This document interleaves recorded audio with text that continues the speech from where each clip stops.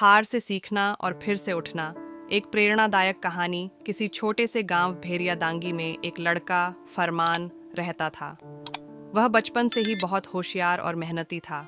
उसका सपना था कि वह एक दिन बड़ा आदमी बनेगा, समाज में नाम कमाएगा और अपने परिवार का नाम रोशन करेगा। फरमान की पढ़ाई में भी बहुत रुचि थी और उसे यकीन था कि मेहनत से किसी भी मुश्किल को पार किया जा सकता है।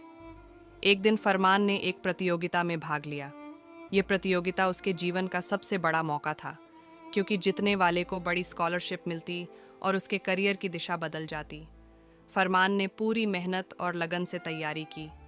वह दिन रात उस प्रतियोगिता के लिए मेहनत करता रहा, लेकिन जब परिणाम आया तो वह हार गया। उसकी उम्मीदें टूट गईं।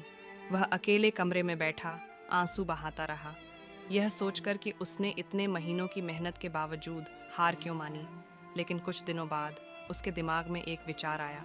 उसने सोचा, क्या हार ने मुझे ख़त्म कर दिया, या क्या यह मुझे और मजबूत बना सकता है।